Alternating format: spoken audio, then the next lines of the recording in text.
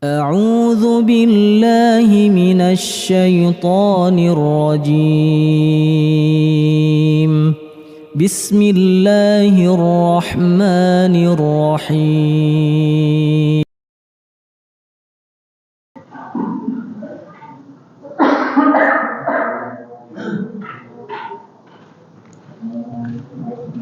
Bismillahirrahmanirrahim. Assalamualaikum warahmatullahi wabarakatuh. Alhamdulillahirabbil alamin. Wa bihi nasta'inu ala umuri dunya waddin. Wassalatu wassalamu ala asyrafil anbiya'i wal mursalin nabiyina Muhammadin wa ala alihi wa ashabihi wa man tabi'ahum bi ihsanin ila yaumiddin. Allahumma 'allimna ma yanfa'una wanfa'na bima 'allamtana wa zidna 'ilma.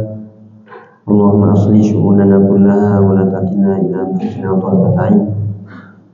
Allahumma la sahla illa ma ja'altahu sahla wa anta taj'alul hazna idza syi'ta sahla. Alhamdulillah, para jamaah ayyuhal ikhwah wal akhwat rahimani wa rahimakumullah. Pertama mari kita bersyukur kepada Allah Ta'ala di kesempatan petang hari ini, di hari Jumat akan genap insyaallah kita bisa berkumpul bersama di sini dalam rangka thalabul ilmi syar'i, mengambil faedah dari ayat-ayat Allah, hadis-hadis Nabi-Nya sallallahu alaihi wasallam, dan juga penjelasan para ulama melalui kitab yang kita ambil faedahnya, yaitu kitab Riyadhus Shalihin dari tulisan Al-Imam An-Nawawi rahimahullahu rahmatan wasi'ah. Semoga apa yang kita usahakan, kita niatkan menuju tempat yang mulia ini benar-benar dicatat sebagai amalan yang ikhlas lillahi ta'ala, amalan yang kelak menjadi hujjah bagi kita yaumul qiyamah, yaumul mizan. Allahumma amin. Jadi kita mulai, kita masuk di bab pertama, yaitu qala Imam An-Nawawi rahimahullah, babul ikhlas wa ihdharun niyyati fi jami'il a'mali wal aqwali al-barizati wal khafiyah. Bab tentang keikhlasan dan wajibnya menghadirkan niat di seluruh amal perbuatan ataupun perkataan, atau bahkan perkataan yang nampak ataupun yang tersembunyi.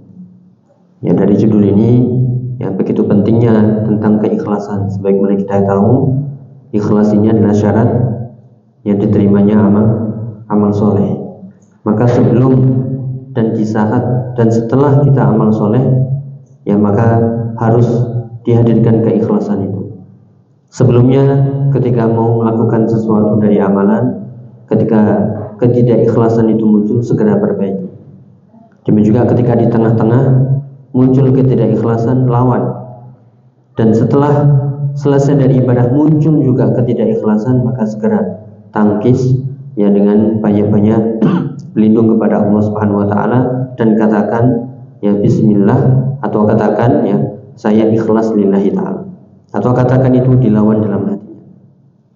Ya, sekali lagi bab tentang keikhlasan wa ihdharin niyah, dan pentingnya menghadirkan niat dalam seluruh perkataan dan perbuatan yang nampak maupun yang tersembunyi.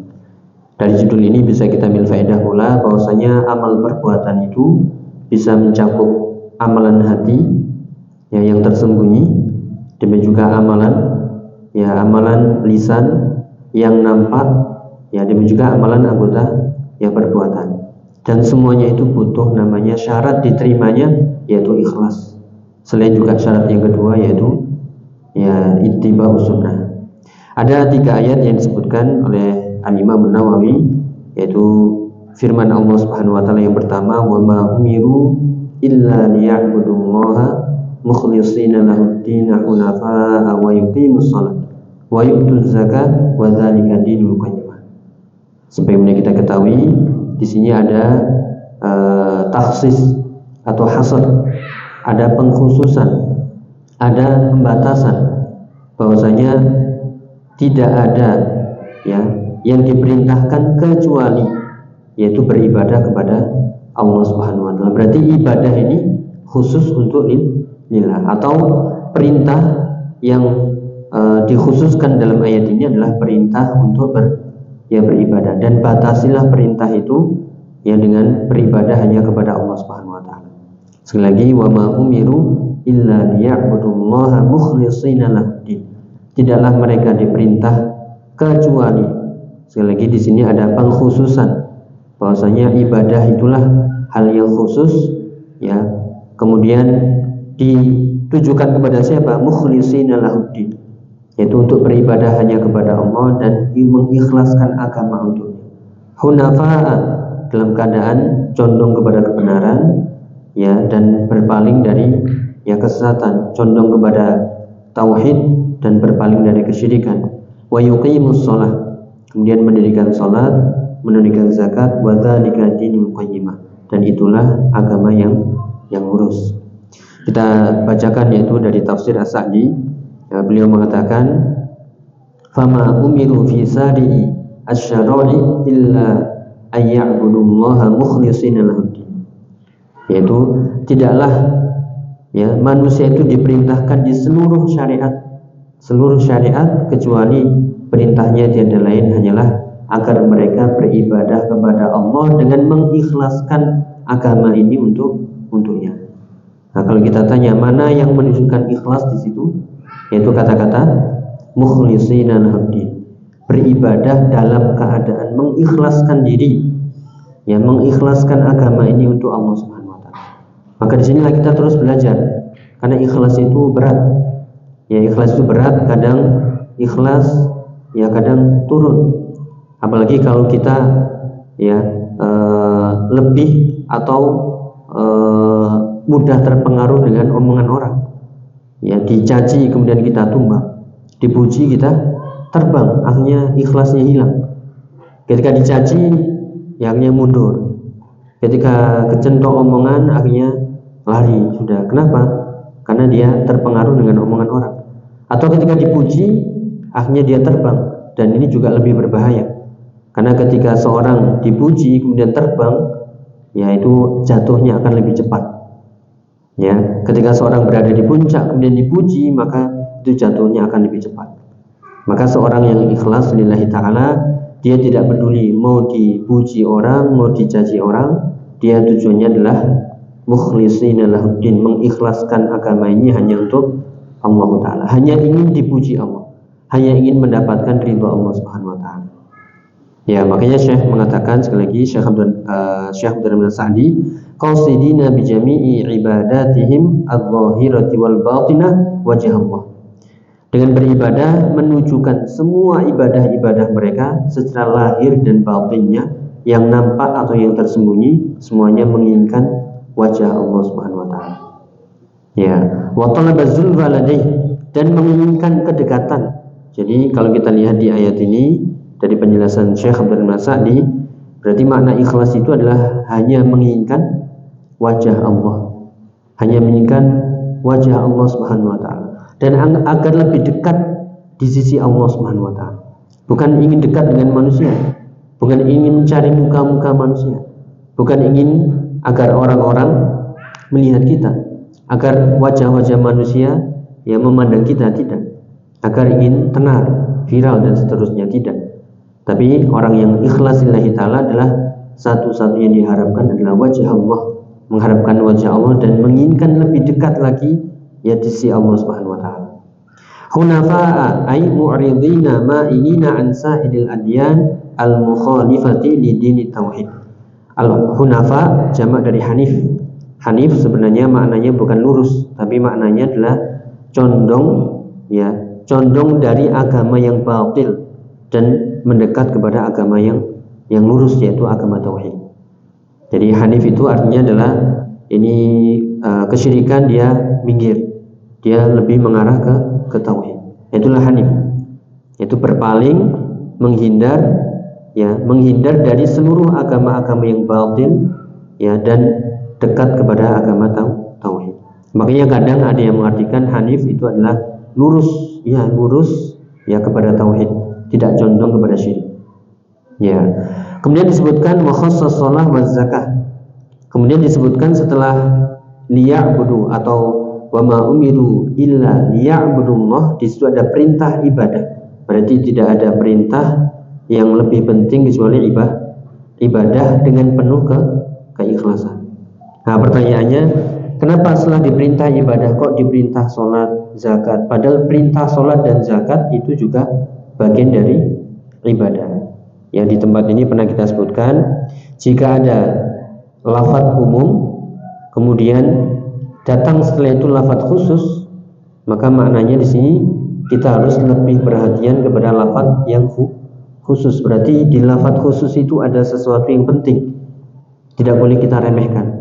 Maka ketika kita sudah diperintah untuk agar beribadah dengan penuh keikhlasan, dan itu harus kita khususkan kepada Allah, itu harus dibatasi hanya kepada Allah saja, jangan sampai kepada selain Allah. Ya, kemudian ada hal yang penting yaitu sholat dan zakat. Ini menunjukkan sholat dan zakat itu ya penting. Ya, kenapa? Karena disebut lagi dengan lafaz secara khusus. Sebagaimana dalam ayat di surat Al-Baqarah, hafidhu ala salawati was salatil wusta. Hafidhu ala salawat sebenarnya sudah cukup. Jagalah salat-salat 5 waktu. Namun ditambahkan lagi was salatil wusta dan salat asar. Padahal salat asar juga masuk di salat 5 waktu. Ini menunjukkan salat asar itu sangat penting. Demikian juga khassas shalah waz zakah bidzikri ma'a annahuma dakhilani fi qawlihi liya'budullaha mukhlishina li fadlihima wa syarafihima. Kenapa disebutkan secara khusus salat dan zakat padahal keduanya itu sudah masuk dalam lafaz liya'budullaha mukhlishina lahuddin, sudah masuk dalam perintah ibadah ya dengan penuh keikhlasan. Kenapa disebutkan lagi li fadlihima wa syarafihima? Karena keutamaannya dan kemuliaannya. Wa kaunihima al-ibadataini allataini man qama bihima qama bi jami'i syara'iddin. Ya, demikian juga termasuk keadaan dua ibadah ini, salat dan zakat, siapa yang bisa menegakkannya maka dia telah menegakkan seluruh agama. Ya, wa zalika dinul qayyimah, ayat itulah dinut tauhid wal ikhlas fid din. Ya, maka agama Islam ini adalah agama tauhid, agama keikhlasan. Nah, maka kita selalu berusaha untuk selalu mengkoreksi niat-niat kita. Jangan sampai kita sudah lelah, capek, mengeluarkan harta, kemudian mencurahkan tenaga, pikiran, ternyata tidak ikhlas, sia-sia. Waja'alna atau waqadimna ila ma 'amilu min 'amalin faja'alnahu haba'an mansura. Itu ayat berkaitan dengan orang-orang kafir yang tidak ada keikhlasan di sana dan juga tidak ada iman. Ya, ketika amalan itu dihadapkan, ya, yang seolah-olah dia seharusnya mendapatkan balasannya, namun tiba-tiba amalan itu ya dijadikan debu-debu yang berterbangan, sia-sia. Makanya sebaik apapun ibadah seseorang, namun kalau tidak ikhlas maka tidak akan diterima. Itu sebagaimana nanti kita sebutkan nukilan dari perkataan Fudail bin Iyad tentang makna ikhlas. Ya, kemudian huwa dinul qayyimah, itulah agama yang lurus, dinul mustaqim, al-musil ila jannatin na'im. Itu adalah agama yang lurus yang menyampaikan kepada surga yang penuh dengan kenikmatan. Wa ma siwahu faturuqun musilatun ilal jahim. Adapun selain Islam, ini kita harus yakin ya, enggak boleh ragu sedikit pun. Innad dina 'indallahil Islam. Sungguhnya agama yang benar di sisi Allah hanyalah Islam. Jangan sampai kita ragu ada agama yang benar selain Islam. Tidak. Agama satu-satunya yang benar yang diridhoi oleh Allah Ta'ala, yang sudah sempurna penutup ya semua agama-agama yang lain. Ketika datang Islam semuanya harus tunduk. Ya, maka selain Islam, selain jalan Islam, itu adalah jalan yang musilatun ilal jahim, jalan yang menggiring kepada neraka jahanam. Wal'iyadzubillah. Itu ayat pertama yang disebutkan oleh Al-Imam An-Nawawi rahimahullah, wa ma umiru illa liya'budullaha mukhlishina lahuddin. Tidaklah mereka diperintah ya kecuali agar mereka beribadah hanya kepada Allah dalam keadaan mengikhlaskan agama untuknya. Di sini berarti pengkhususan ibadah dengan penuh keikhlasan. Jangan sampai kita beribadah ternyata tidak ikhlas. Ya, kemudian ayat yang kedua di surat Al-Hajj ayat 37. Lan yanalallaha luhumuha wala dima'uha walakin yanaluhu taqwa minkum. Ya, tidak akan sampai kepada Allah daging-dagingnya dan juga darah-darahnya, Akan tetapi yang sampai kepada Allah adalah ketakwaan di antara kalian. Dan di sini mengandung keikhlasan. Yang dijelaskan oleh Syekh Abdul Sa'di juga kita nukilkan dari tafsir As-Sa'di. Beliau mengatakan wa qawluhu lan yanalullaha luhumuha wala dima'uha. Tidak akan sampai kepada Allah daging-daging dan juga darah-darah. Laisal maksud minha dzabhuha faqat. Yang dimaksud bukanlah sekedar menyembelihnya saja, tidak. Wala yanalullaha min luhumiha wala dimaiha syai'un, dan tidak akan sampai kepada Allah dari daging-dagingnya, dari darah-darah yang ditumpahkan sedikit pun. Kenapa? Likaunihi al-ghaniyul hamid, karena Allah itu maha kaya dan maha terpuji. Allah tidak membutuhkan hewan-hewan ternak, Allah tidak membutuhkan daging-dagingnya, tapi yang sampai kepada Allah innama yanaluhul ikhlas fiha. Akan tapi yang sampai kepada Allah adalah keikhlasan ketika menyembelih. Yang sudah kita lewati beberapa hari yang lalu, maksudnya di situ ada syariat fasholli li rabbika wanhar. Salatlah hanya kepada Allah dan sembelihlah. Ya, maka yang sampai bukan daging-daging yang banyak, darah-darah yang ditumpahkan, tapi yang sampai adalah ketakwaan, dan ketakwaan itu dari keikhlasan. Ketika dia nyumbang harga atau sapi dengan harga yang mahal, kambing dengan harga yang mahal, namun kalau bukan dari takwa nggak akan sampai kepada Allah Ta'ala. Akan tapi yang sampai hanyalah at-taqwa minkum, ketakwaan dari kalian. Maka yang sampai kepada Allah adalah keikhlasannya, wal ihtisab, mengharapkan pahalanya, wan niyatis sholihah, dan yang sampai adalah niat yang jujur, yang benar karena Allah Subhanahu wa taala. Maka di sini ada mengandung keikhlasan, lan yanalullaha luhumuha wala dima'uha. Ya, tidak akan sampai kepada Allah itu daging-dagingnya dan juga darah-darahnya, akan tapi yang sampai kepada Allah walakin yanaluhu taqwa minkum. Akan tapi yang sampai adalah ketakwaan kalian kepada Allah Subhanahu wa taala. Ya, kemudian fafi hadza hathun wa targhibun 'ala al-ikhlasi fin nahri.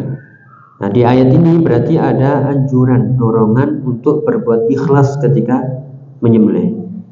Ya, ditunjukkan dengan ayat yang tadi kita baca di surat Al-Kautsar, fasholli li rabbika wanhar. Ya, wa an yakuna al-qasdu wajh Allah wahda, dan seharusnya tujuannya adalah wajah Allah. Nah, ini tadi ketemu lagi makna keikhlasan itu adalah mengharapkan wajah Allah, ingin melihat wajah Allah kelak di surganya, dan itulah sebesar-besar nikmat memandang wajah Allah Subhanahu wa taala.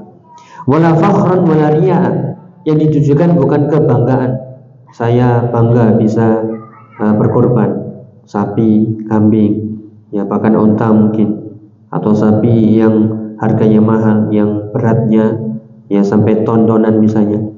Demikian juga wala sum'ah, bukan karena sum'ah, ingin didengar.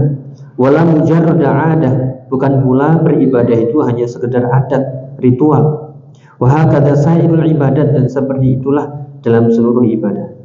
Jadi kita beribadah bukan kebanggaan diri, bukan riya, bukan sum'ah, bukan sekedar adat. Illam yaqtarid bil ikhlas wa taqwa. Ibadah itu jika tidak diiringi dengan keikhlasan dan ketakwaan kepada Allah, maka bukan termasuk ibadah. Kanat kal kusyuri alladzi la lubba fihi, diibaratkan jika ibadah itu tanpa ada keikhlasan dan takwa, maka ibaratnya seperti kulit yang enggak ada isinya. Kulit, bayangkan kulit enggak ada isinya, kosong. Demikian juga wal jasad alladzi la ruha fihi, dan juga seperti tubuh yang enggak ada rohnya, maka sia-sia. Yaitu ayat yang kedua yang dibawakan oleh Al-Imam Nawawi di surat Al-Hajj ayat 37. Jadi sekali lagi, walakin yanaluhu taqwa minkum. Di sini dorongan, anjuran untuk ikhlas dalam berkorban, ikhlas dalam menyembelih hewan kurban. Kemudian yang terakhir di surat Al-Imran ayat 29, qul in tukhfu ma fi sudurikum aw tubduhu ya'lamuhullah. Ayat ini para jamaah dirahmati Allah Ta'ala, monggo nanti bisa diulang-ulang, karena ayat ini sudah cukup bagi kita untuk ya menjaga lisan, ya menjaga hati untuk selalu berbuat ikhlas. Ya, kenapa? Qul in tukhfu ma fi sudurikum, katakanlah jika engkau menyembunyikan apa yang dalam dadamu, au tubduhu ya'lamullah, atau engkau menampakkannya, ya'lamullah, Allah mengetahuinya. Ya, jadi di surat Al-Imran ayat 29. Mau kita sembunyikan, mau kita tampakkan. Kalau kita sembunyikan, orang lain nggak ada yang tahu. Bahkan ya orang dalam rumah kita, ya istri kita, suami kita, nggak ada yang tahu, tapi ya'lamullah, Allah pasti mengetahuinya. Apa di sini faedahnya? Berarti faedahnya apa itu? Ya tentang keikhlasan. Mau kita ibadah seolah-olah ikhlas, ya seolah ikhlas, tapi Allah tahu bahwasanya di hati kita ternyata tidak ikhlas. Kita hadir di majelis salim, ya seolah-olah hadir rajin, padahal tujuannya bukan keikhlasan, Allah tahu. Ya, maka di sini kita ambil sekali lagi faedahnya dari tafsir As-Sa'di. Beliau mengatakan, "Tsumma akhbaru an sa'ati ilmihi lima fin nufusi khususan." Kemudian Allah mengabarkan begitu luasnya ilmu Allah Subhanahu wa taala, ya lima fin nufusi khususan, pada jiwa-jiwa manusia secara khusus, wa lima fis sama'i wal ard umuman, dan apa saja di langit dan di bumi secara umum. Jadi apa saja di langit dan di bumi tidak ada yang luput dari ilmu Allah Ta'ala. Wasi'akul wa la yuhituna bi syai'in min ilmihi illa bima syaa. Ya, wa an kamali qudratihi, dan juga menunjukkan tentang kesempurnaan kekuasaan Allah Ta'ala. Fa fihi irsyadun ila tathhiril qulub, di sini ada petunjuk agar kita membersihkan hati-hati kita. Wastihdari ilmillahi kulla waqtin, dan agar kita menghadirkan ilmu Allah dalam setiap waktu. Kita ulangi di sini di ayat ini, qul in tukhfu ma fi sudurikum aw tubduhu ya'lamullah. Katakanlah wahai Muhammad, jika kalian menyembunyikan apa yang dalam dada-dada kalian dari perkataan, yaitu perencanaan, ya, atau sesuatu yang baik atau yang buruk yang kalian sembunyikan, Allah yang mengetahuinya. Mau kalian sembunyikan atau kalian tampakkan, ya'lamullah, Allah mengetahuinya. Maka di sini sekali lagi ada petunjuk untuk tathhirul qulub, untuk membersihkan hati-hati. Ya, wastihdari ilmillah kulla waqtin, dan agar menghadirkan ilmu Allah di setiap waktu. Fa yastahil 'abdu min rabbih. Ini yang harus kita amalkan di sini, yaitu agar seorang hamba itu selalu malu, ya, kepada Allah Subhanahu wa taala, an yara qalbahu mahallan li kulli fikrin radiin. Ya, agar seorang hamba itu merasa malu. Kenapa? Allah selalu melihat hatinya, ya, dimanapun pada setiap perkara atau pikiran-pikiran yang buruk. Kalau kita terjemahkan bebas, malulah seorang hamba itu kepada Allah. Kenapa? Setiap hamba itu berpikiran buruk, Allah selalu mengetahuinya. Apakah kita nggak malu? Kita aja malu sebenarnya kalau kita tampakkan hal yang buruk di hadapan manusia, malu. Namun kita nggak malu di hadapan Allah Subhanahu wa taala. Maka malu kepada Allah adalah bagian dari ibadah. Ya, maka hadirkan ini, ya, agar kita ketika memikirkan hal-hal yang buruk, Allah tahu, maka malulah kepada Allah Subhanahu wa taala. Dalam hadis yang maknanya, hendaklah seorang itu malu kepada Allah sebagaimana malunya kepada orang-orang yang mulia di antara kalian. Ya, kita contohkan, ya, ketika seorang murid di hadapan gurunya, dia akan malu. Ketika seseorang di hadapan bosnya, dia akan malu kalau melakukan perbuatan yang tercela. Jadi juga seharusnya seorang hamba lebih malu lagi di hadapan Allah. Kenapa? Allah mengetahui semuanya, mau ditampakkan, mau disembunyikan, ya'lamullah, Allah mengetahuinya. Ya, maka ketika seorang hamba berpikiran yang buruk, Allah mengetahuinya. Ya, kenapa? Qul in tukhfu ma fi sudurikum aw tubduhu ya'lamullah. Apa saja yang kalian sembunyikan, mau kalian tampakkan, ya Allah mengetahuinya. Bal yushgilu afkarahu fima yuqarribu ila Allahi min tadabburi ayatin min kitabin aw sunnatin min ahadithi Rasulillah SAW. Jadi agar selalu menghilangkan jadi fayastahil abdu min rabbih an yara qalbahu, agar seorang hamba itu merasa malu. Kenapa? Allah selalu melihat hatinya pada setiap pikiran-pikiran buruknya, ya, sehingga harus dihilangkan dan tidaklah dia menyibukkan pikiran-pikirannya pada hal-hal yang mendekatkan dirinya kepada Allah, berupa tadabbur ayat dari Al-Quran atau tadabbur hadis Rasulullah SAW. Autusawwir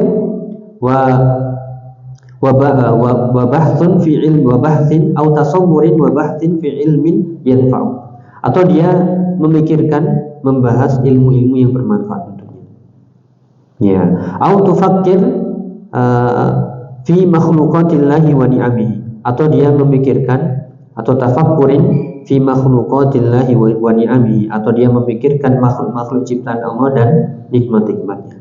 Au nushin ibadillahi, atau menasihati hamba-hambanya fi dhimni akhbarillahi an ilmihi wa qudratihi, ya, kurang lebih. Jadi yang digunakan dari pikirannya, dari apa yang dipikirkan seorang hamba, ya janganlah sampai dia memikirkan hal-hal yang buruk. Kenapa? Allah mengetahuinya.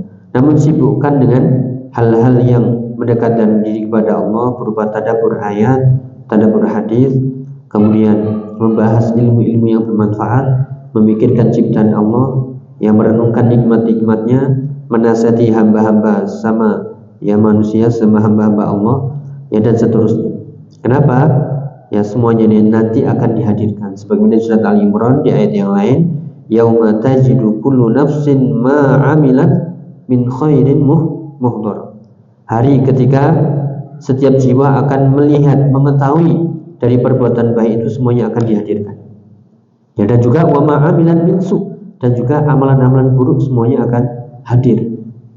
Ya, maka kalau kita tidak membersihkannya sejak sekarang, maka ya hari ketika tidak ada atau terlambat penyesalan itu. Waliyadzubillah.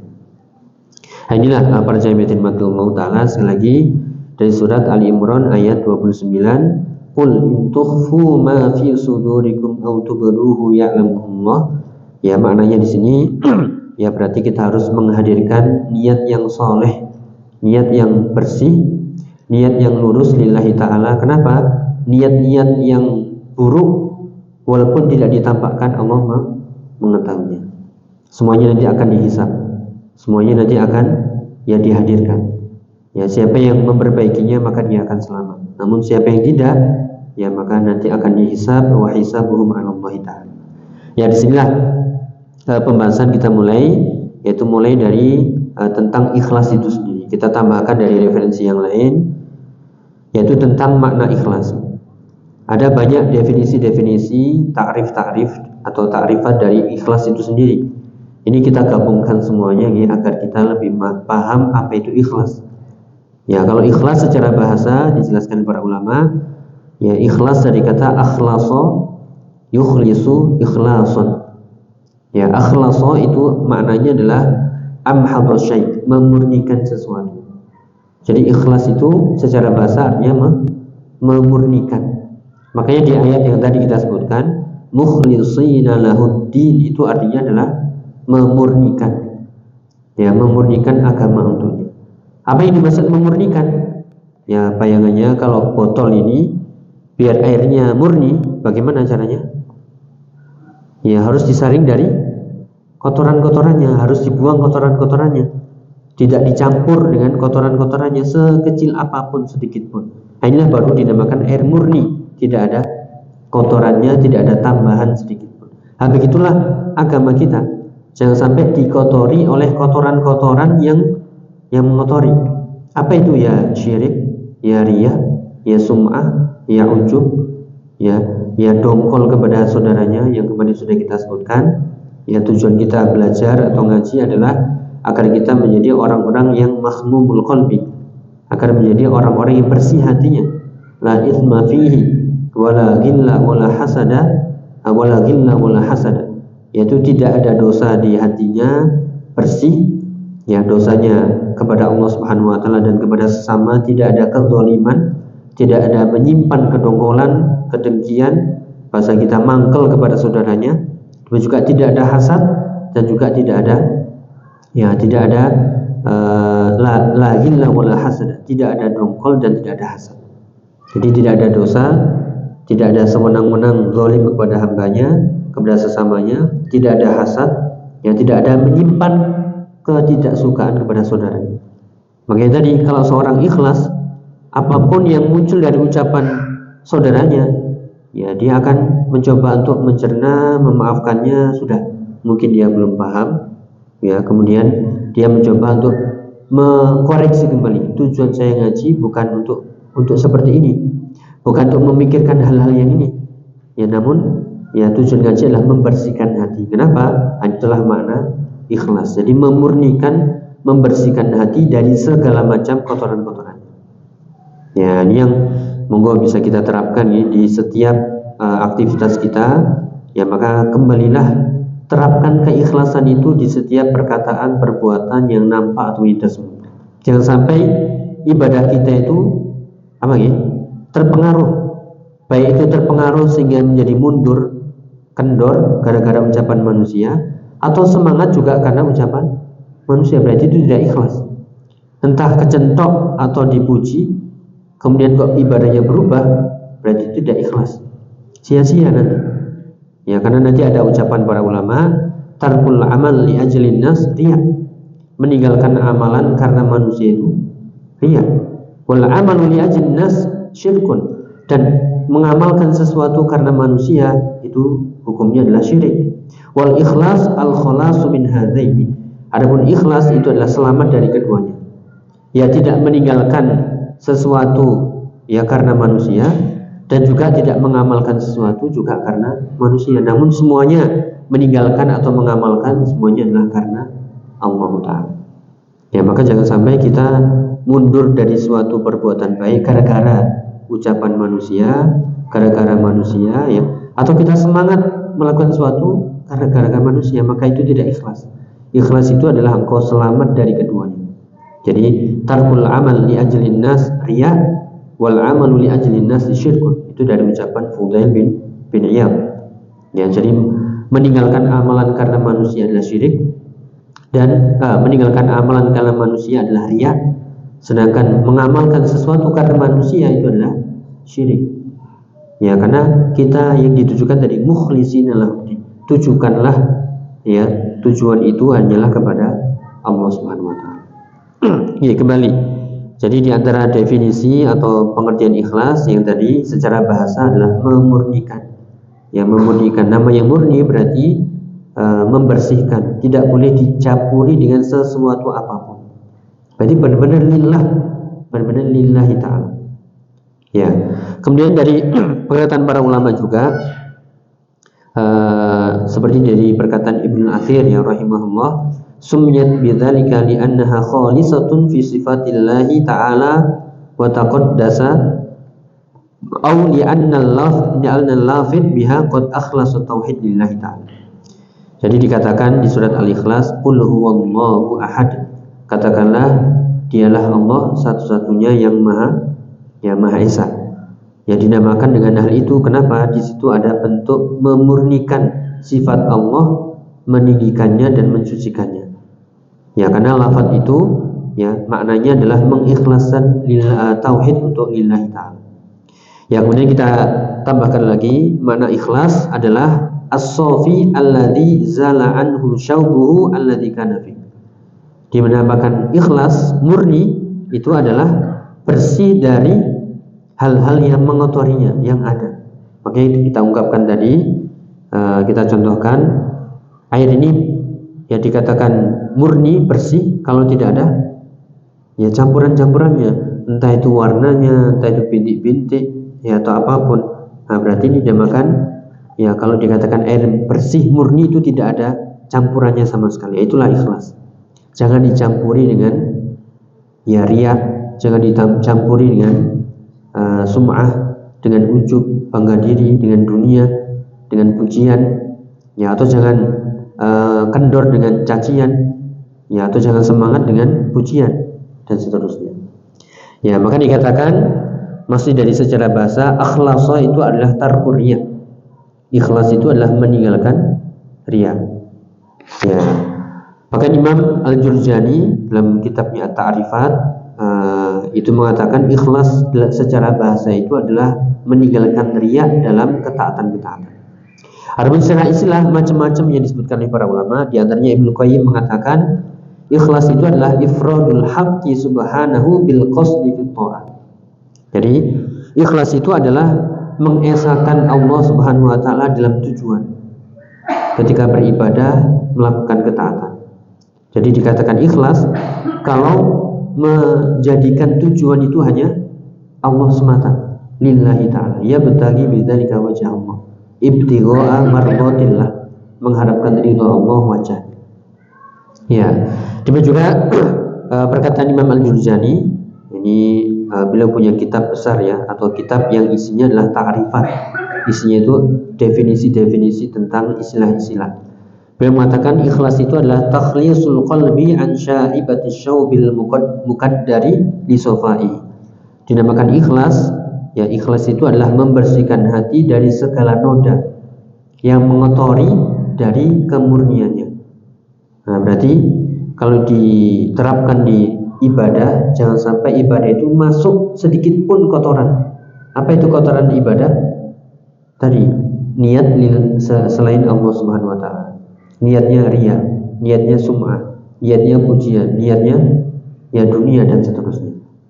Ya, baru dinamakan safa an syaubihi wa khalasa anhu yusamma khalisun. Baru dinamakan murni, ya ikhlas murni, ya itu kalau bersih dari noda-noda ya dan kotoran. Ya, baru dinamakan orang yang membersihkan ini dinamakan mukhlis ikhlason. Ya, dinamakan orang yang ikhlas, orang yang mukhlis lillahi ta'ala. Ya, dan juga perkataan para ulama yang lain dari para ulama salaf, ya di antara mereka mengatakan ikhlas itu adalah ayyakunal amalu lillah la nasiba li ghairillah. Dinamakan ikhlas itu kalau amalannya murni lillahi ta'ala dan tidak ada sedikit pun bagian untuk selainnya.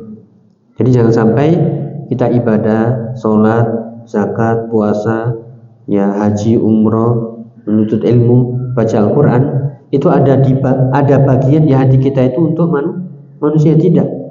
Entah itu sum'ah, riya, entah itu harta, ya pujian, ketenaran dan seterusnya. Jadi dinamakan ikhlas kalau semuanya adalah lillahi ta'ala. Di surat Al-An'am yang sering kita lewati atau kita dengar, qul inna sholati wa nusuki wa mahyaya wa mamati lillahi rabbil alamin. Katakanlah salatku, kemudian ibadahku, penyembelihanku, hidupku, matiku lillahi rabbil alamin. Semuanya adalah lillahi ta'ala.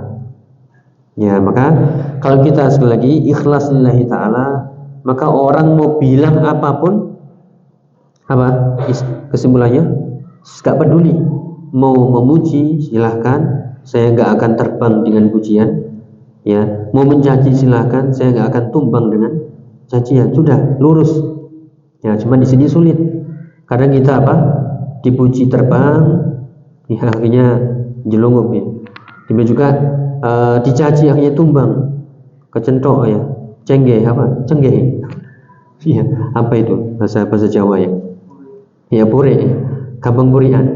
Ya, semoga tidak ya. Jadi apa? Loh kok mulai menghilang ini? Kenapa?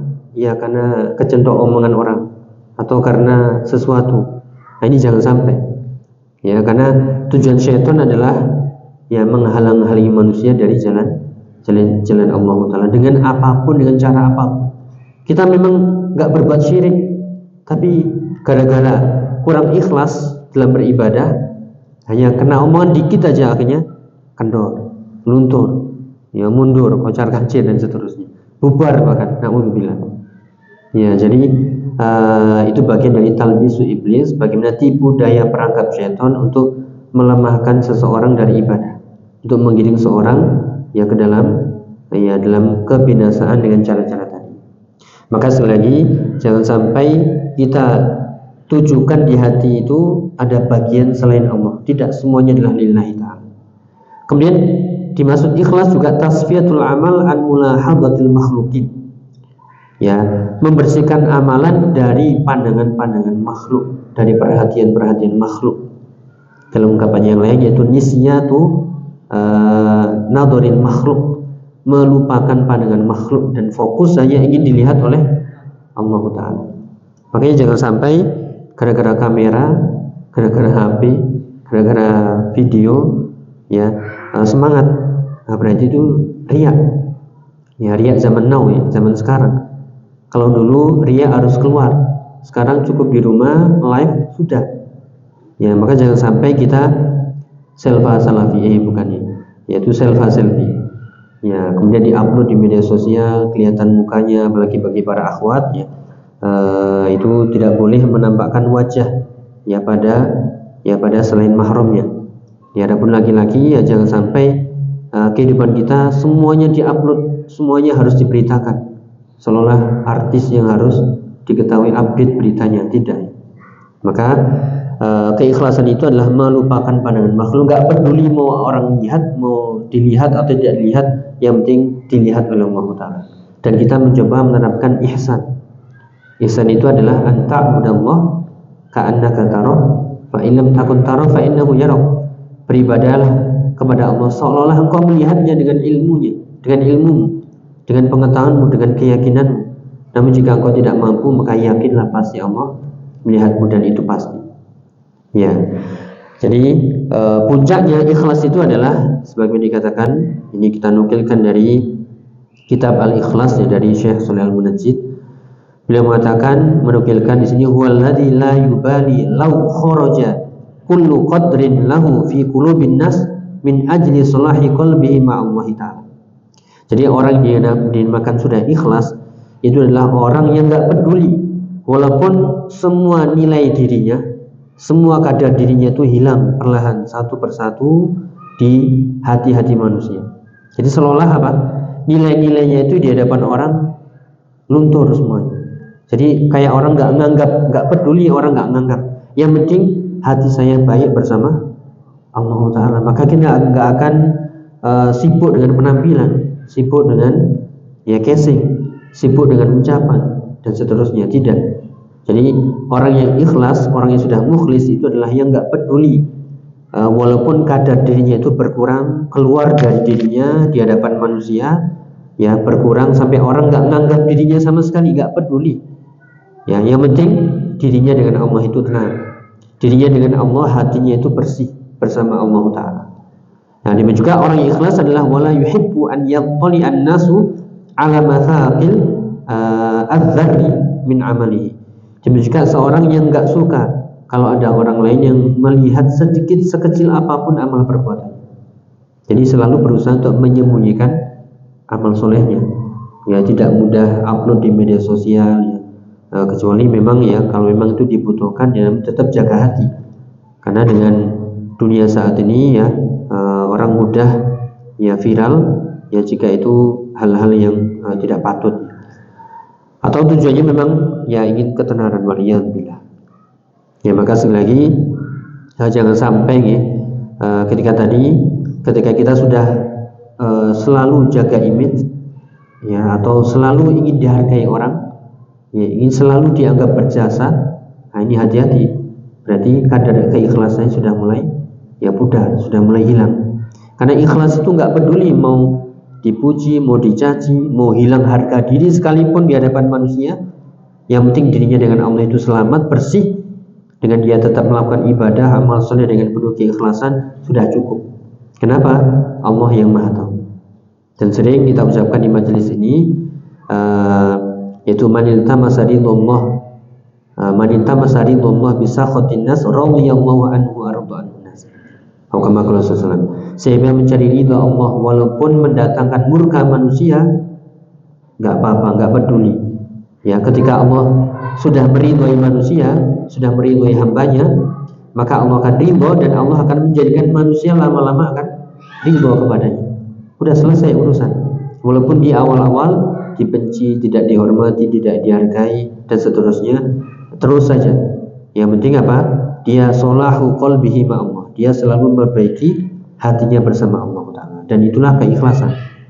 Yaitu kita kumpulkan semuanya, yang intinya para jamaah dirahmati Allah Ta'ala, ikhlas itu adalah murni benar-benar lillahi ta'ala, tidak ada campuran sedikit pun noda-noda yang mengotorinya. Ya riya, ya sum'ah, ya harta, ya wanita, ya kedudukan, ya dan seterusnya dari ya selain Allah Subhanahu wa taala. Dan ikhlas itu sangat berat, sebagian ucapan Sufyan Ats-Tsauri rahimahullah, ma'alatu syai'an asyadda alayya min niyyati li'annaha tataqallabu alayya. Tidaklah aku mengobati sesuatu yang paling berat pada diriku kecuali niat. Kenapa? Niat itu selalu berbolak-balik pada diriku. Itu sekelas Imam Sufyan Ats-Tsauri. Ya. Beliau juga mengatakan kanu yata'allamuna niyyah lil amal kama yata'allamuna al amal. Dahulu mereka mempelajari niat untuk beramal sebagaimana mereka mempelajari amalan. Jadi niat itu juga butuh dipelajari. Sebagaimana kita mempelajari amal, maka niat juga harus dipelajari, selalu dikoreksi. Dan orang yang diberi hidayah adalah orang yang selalu melihat niatnya. Orang yang selalu mengkoreksi niatnya sebelum mengamalkan, di saat mengamalkan dan setelahnya. Jika sudah selesai, maka fa idza faraghta fansab. Jika sudah selesai, beralihlah ke ibadah-ibadah yang lain, kegiatan yang lain yang bermanfaat, dan ikhlaskan lagi kepada Allah, ya, dan wa ila rabbika farghab, dan kepada Tuhanmu lah engkau berharap. Dan seperti itulah siklus seorang muslim, seorang mukmin selalu berpindah dari ketaatan satu ke ketaatan yang lainnya. Ya, wallahu a'lam bishawab. Mungkin itu yang bisa kita bahas, masih di bab tentang keikhlasan, karena ini harus selalu diulang-ulang, karena keikhlasan itu kadang luntur. Seperti tadi, sekali lagi kita ulang-ulang dari apa yang mungkin terjadi di sekitar kita. Kadang kita semangat karena ucapan, dan kadang kita patah semangat juga karena ucapan. Tidak. Orang yang ikhlas adalah tidak peduli ucapan orang. Yang penting dia hatinya bersih bersama Allah, ikhlas lillahi ta'ala, maka ya Allah pasti akan menolongnya. Dan itulah tujuan kita. Semoga Allah mudahkan dan selalu memberikan hidayah taufik, sehingga kita mohon kepada Allah, Allahumma rzuqna al-ikhlas fil qawli wal amal, Allahumma ja'alna minal mukhlisin, Allahumma ja'alna minal mukhlasin, Allahumma jma'na ma'al mukhlasin, ma'an nabiyyin, ma'as siddiqin wa syuhada wa sholihin. Allahumma amin. Subhanakallahumma bihamdika asyhadu an la ilaha illa anta astaghfiruka wa atubu ilaik. Wassalamualaikum warahmatullahi wabarakatuh.